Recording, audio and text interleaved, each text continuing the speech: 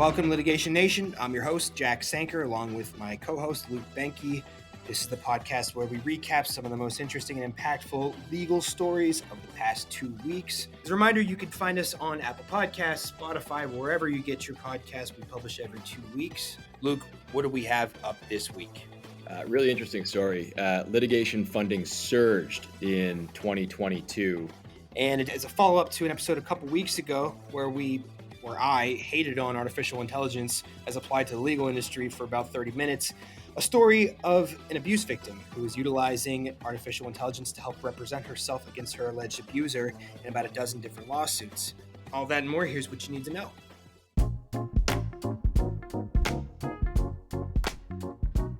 Companies that finance U.S. commercial lawsuits in exchange for a cut of any recoveries reportedly upped their investments last year, committing some $3.2 billion to the practice. This, according to a recent report from a litigation finance advisory firm called Westfleet Advisors. Now, many of our dear listeners may not realize that litigation funders are out there. These funders provide financing for individual lawsuits or even case portfolios in exchange for a share of any settlement or court judgment. Sort of like a venture capitalist, except instead of financing risky startups in the hope that some pay off, these funders are actually financing lawsuits. So the CEO of Westfleet Advisors said there are likely several factors driving this growth, including a rush to bring cases that were delayed as a result of the pandemic. He also cited inflation from higher law firm billing rates and litigation expenses, though if litigation funding is on, primarily on the plaintiff side, I'm not sure how, the billable rate would come into play. But I digress. As the industry has grown in the United States over the past decade, backers say that litigation funding can level the playing field and promote access to justice. On the other hand, the U.S. Chamber of Commerce and other critics want tighter regulation, arguing that the practice promotes unnecessary litigation and undermines transparency in the legal system. In fact, 2 years ago, in March of 2021, several members of Congress introduced the Litigation Funding Transparency Act, which would require plaintiffs' lawyers to disclose third-party litigation funding agreements, at least in federal class action lawsuits and multi-district litigation. Several states, including Wisconsin, where I am, have passed laws requiring disclosure of third-party funding agreements. And the Federal Rules Advisory Committee for the U.S. courts has considered amending the federal rules to require disclosure of third-party litigation funding in all civil cases. Those who want to rein in third-party litigation funding in the United States want essentially three things. Number one, third-party litigation funding agreements to be disclosed to all parties in litigation. The thought there is it would minimize conflicts of interest and ensure that plaintiffs retain control of their case instead of handing it over to somebody with a financial interest. Two, fee-sharing agreements between lawyers and non-lawyers should be banned, as several bar associations have already done, to preserve independent professional judgment. And third, this sort of funding shouldn't be permitted in the class action context because the sort of funding creates a potential obstacle to class counsel and named plaintiffs satisfying their fiduciary duties to the rest of the class. Now, Jack, I think this is really interesting. I know that you had done a few stories on litigation funding back in 2022. And this, the fact that this is sort of surging reportedly is part of a much larger discussion. And it's something that I'm going to follow and keep an eye on as we do these podcasts together. But what I think is interesting is that it's possible that we're only scratching the surface here, right? I mean, this story says litigation funding surged by $3.2 billion. I don't think anybody really has any idea what that actual number is because it isn't regulated, right? I mean, we could be much higher than that. We don't know sort of what kind of litigation funding is out there. And I'm trying to balance my own bias as a, spoiler alert, everybody, I'm a defense attorney, with the fact that, how do I feel about folks maybe potentially being barred from the system because they can't afford to litigate? On the one hand, I'm like, well, that's, I became a lawyer because I believe in due process, and that shouldn't be the case. If you've got, a meritorious, colorable claim or argument or case, you should be able to have your day in court.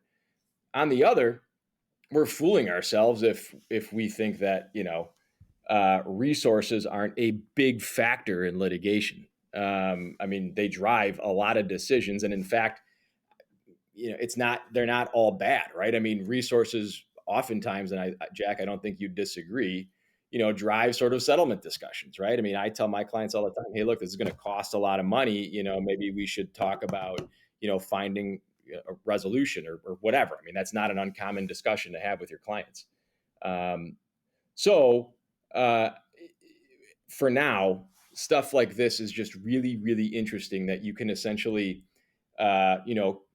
maybe crowd fund these lawsuits or sort of become a venture capitalist in these lawsuits, and you're kind of betting on, these great outcomes.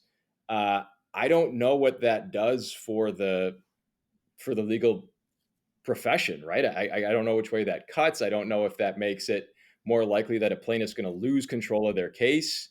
You're going to introduce a bunch of other actors into this system that we already have, and maybe that gums up litigation even more. I don't know. There's a lot to unpack and think through. But for now, we know that it's here. It has been here. It's growing. It's getting larger. And at least at the federal level and the state level, folks are taking notice, and they're starting to kind of regulate this really lucrative industry. What do you think, Jack? Yeah, I mean, there's so much to talk about. I'll start with the discussion about, is a plaintiff going to lose control of their case by surrendering their interest to another party? Yeah, I think that's interesting. That's something that I want to talk more about. Yeah, I mean, it depends on the fee arrangement, frankly. If it's a straight up, let's boil it down to kind of a simplest scenario, at least where I've seen, which is like a personal injury case. Plaintiff's attorney's working on a contingency, which means they get paid out of the verdict or settlement a certain percentage, usually 2/3, sometimes 40%, depending on the jurisdiction, whatever. The plaintiff in this case, in this hypothetical case, oftentimes will, if it's a personal injury case, maybe they can't work, or they can't pay their car, they can't pay their rent, etc. And so they go and they what are their options? Well, they're not allowed, according to the ethical rules in every state that I know, and the ABA model rules, they can't take out a loan from their lawyer, right? Generally, if you can't work, you have no income, and you're involved in a personal injury lawsuit, you probably don't have great credit at the time, so you're not going to go get a loan from the bank. So what are your options? You could borrow money from friends and family to cover it. And by the way, if you're involved in a lawsuit to verdict in certain jurisdictions, that could be 2 to 3 years, where you get nothing. And so that's where the demand for these services comes from, is inherently the inefficiencies in resolving the underlying dispute. So they'll sign up with these litigation finance companies, and get themselves what's called a case loan, in common parlance, which then gets reimbursed out of the verdict or settlement or whatever. I'm not so worried in that case about folks like, quote unquote, losing control of the outside financial interest, because the lenders, I know from the industry that default rate's super high. And like, if you don't get a verdict or a settlement, what are you going to do? Go after this person who is, ostensibly disabled and has no income for the loan? I mean, that person is probably judgment proof. So the lender is probably just, out of luck, which is why the rates are so high, by the way, but that's a separate discussion. So, I mean, I don't know. I could see it being like, it introduces a third party interest into the case. I understand that, but in most common scenarios, I doubt it. Now, in more complex funding scenarios, maybe. And, the example I gave is pretty rudimentary, in terms of personal injury type settlement funding. But like, there's all kinds of products now. There's defense products. There's defense litigation financing. There's all sorts of ways in which people are seeking to financialize the massive amount of money that's exchanged in our court system. I wish I knew what that number was, but if you're like a VC or a private equity, I mean, you're looking at that as like an untapped capital market of however many tens of billions of dollars, for which there are very few financial products and services that are being, the potential to go further into this is like massive, right? Um, so, you know, I understand this. I understand why the Chamber of Commerce is against class action funding, because they're the ones that are being named in the class action suits. And, you know, the argument from the litigation financiers will be that it allows us to level the playing field, because an uninsured, poor indigent person who has no money can't sustain a long, protracted legal fight against a company that has insurance and in-house counsel and all kinds of liquid assets and everything else. So, to give credit to the other side of that argument, that's what they would say is like, we help level the playing field in that regard. Whether you believe that or not, up to you. Yeah, I'm not surprised that money is flowing into this market in particular. I mean, we just got out of the stupid NFT bubble, and like slash crypto bubble, and like we're now see like these, and the VC class and investor class is looking for growth opportunities, and this is like a lot more tangible and concrete than Bored Ape NFTs. And so I think that you'll see a lot more of it, and how the ABA treats it, and your local bar association is going to be important, because the money's going to find its way there. It has to. I think the distinction between, leveling the playing field and gumming up the litigation, I think that line is razor thin. Where I see this potentially becoming a problem, and I've encountered this in some of my cases, is when you've got a case that actually makes it to mediation. Right? We're not talking about going all the way through to a verdict, but the case gets to mediation, and everybody in that room, except for the litigation funder, agrees that the case should settle for a certain amount. Right. So I'm curious to see what plaintiffs' lawyers think about, these litigation funding systems, because I know, before this, it was just sort of, look, we're doing this on contingency. The plaintiffs' firms would be telling this to their clients. We're taking on a big risk by sort of, fighting your case, because if we lose, we get zero, you get zero, nobody gets anything, right? And we lose a bunch of money fighting this case. But if we win, we're going to take a pretty big cut, 30 to 40% of your award. And so they were sort of just the de facto kind of litigation, funders. Now you've got someone else at the table, and I've got to imagine that makes the plaintiff's attorney's job more difficult. On the other hand, I don't know, maybe they're a referral source for one another, and like anything else, it's sort of like you can work together and collaborate and get a good number. I'll say from experience on the plaintiff side that one of the pressures that I think is probably underappreciated is on the defense, is like the plaintiff's lawyers' obligations to keep these people happy, and to really help them navigate what can be. And for this, I'm talking about like a meritorious case, like a legit case. I know that we're all jaded on the defense side and think everyone's a faker and a phony, but like let's assume for this, I'm talking about a real case. And like I mentioned before, someone who can't meet their day-to-day financial obligations by no fault of their own. I mean, they got nothing. They got no options. They can't go to a bank unless they have savings, which no one does. What are they going to do? And and then they come to you as the lawyer and are like saying, "Hey, you're a big fancy law firm. You guys all have suits on in your pictures. Can you lend me some cash?" And the answer is no, I can't. That's illegal. So what happens then? That's that's why I think the plaintiffs' lawyers do uh, utilize these companies, because it keeps their clients from losing their apartment or from getting their car repoed. It's a legitimate concern for a lot of these people. And there's just ideally what you would do is you would have a swiftly functioning court system that would quickly get to the point and judge get a verdict and ever, but like that's not going to happen anytime soon. So here we are. And with more well-funded litigants, I think you're going to have more cases, I think, last longer. Yeah, totally. So I guess that's sort of the point where it's like, maybe gumming up the system is not, I guess, depending on what glasses you've got on, what lenses you're looking through. Well, it's going to be both. I mean, there's frivolous lawsuits we know, and there's meritorious lawsuits, and there's situations where adding money to that pile is going to, do one thing or the other. So yeah, I mean, I'm sure that it'll keep people in the fight longer on whatever case they have, I think is the point. That's right, and that could be good or bad depending on the facts of the case. Absolutely. Yeah. We'll see. We'll keep an eye on it, and I expect there to be a lot more to come on this. But just sort of a interesting spot right now, and sort of shifting landscape in our profession, to see this kind of growing business happening.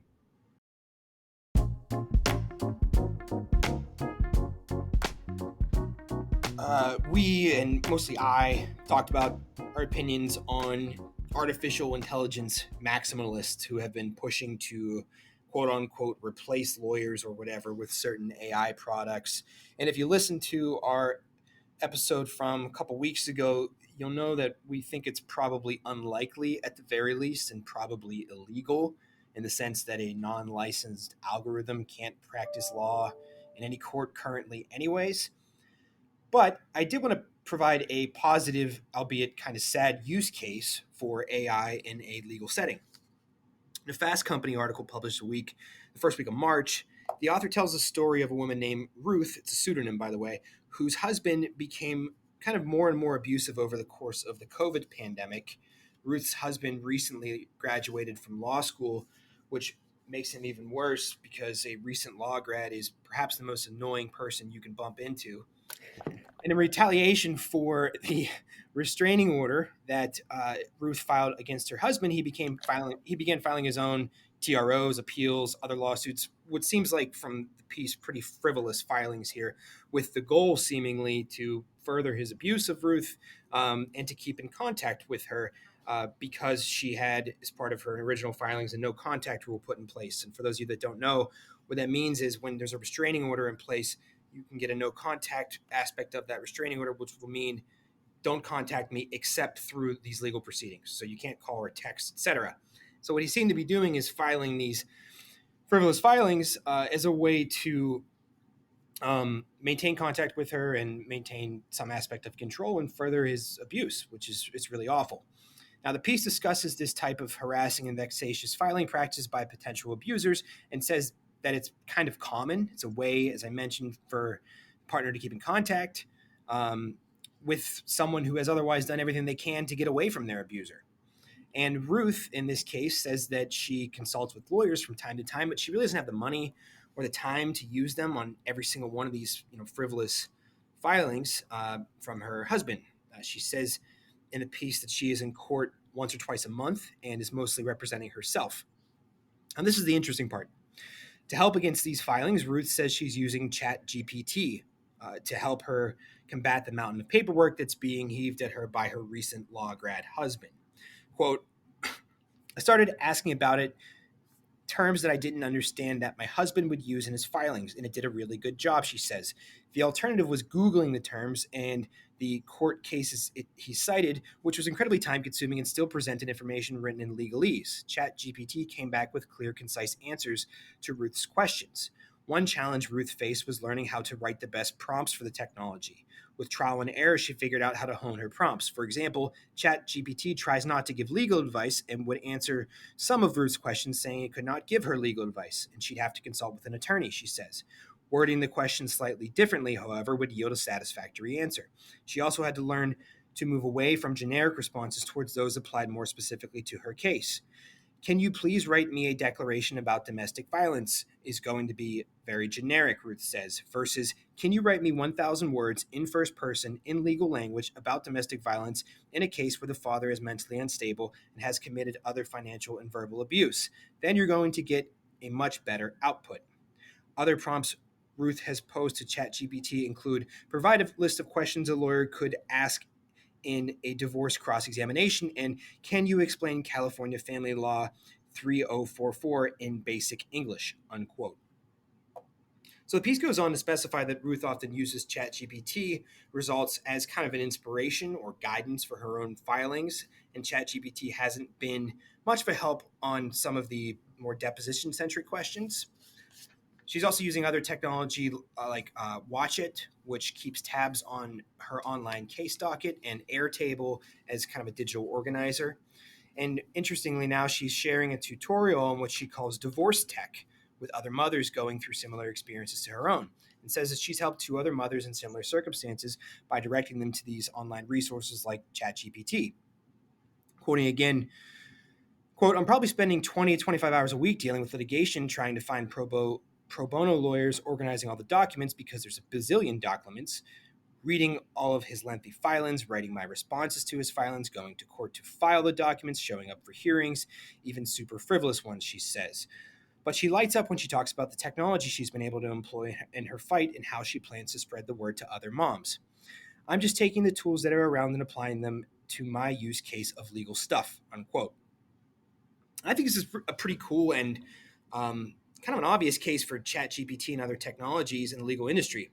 I note this is, not being presented as a one-for-one lawyer replacement, but the technology service is stepping in to fill a space where legal service providers have really chosen not to go, probably for financial reasons. Pro se litigants who don't have a lot of money on the line are not a client group that many law firms target, put another way. So this to me seems like a really good and helpful first use case for this AI technology. Luke, what do you think? Yeah, it's like we discussed last week. I think, or the last time we did this episode, I think that AI has a place, right? And that's what I'm struggling to figure out what exactly this software is supposed to do. I think if it's supposed to be an earpiece, like, that's in the helmets of the quarterbacks on the football field, that doesn't make any sense to me, and that's not going to work.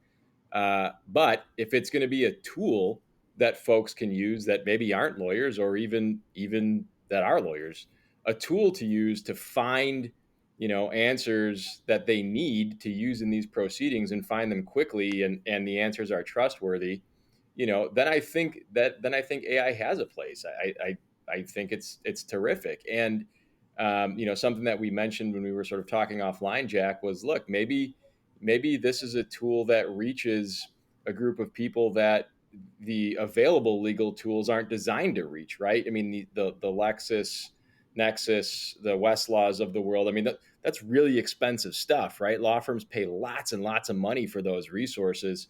If this is, a cheaper way to, deliver kind of legal research methods to the masses, I'm all for that.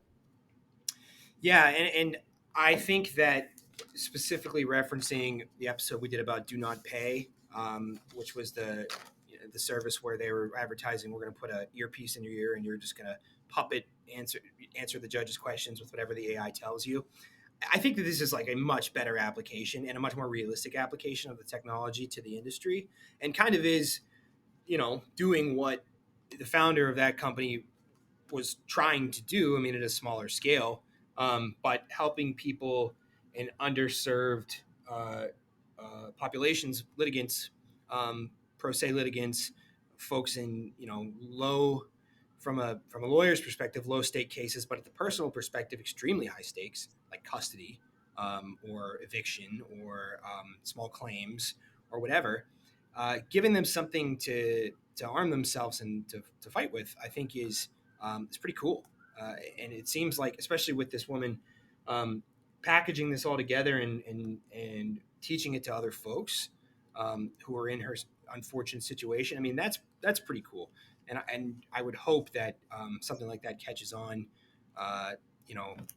Maybe companies address the space with their own products that are more specific and don't necessarily require you to cobble them all together. But otherwise, I mean, this is a good and I think realistic and sustainable step towards common use for this technology.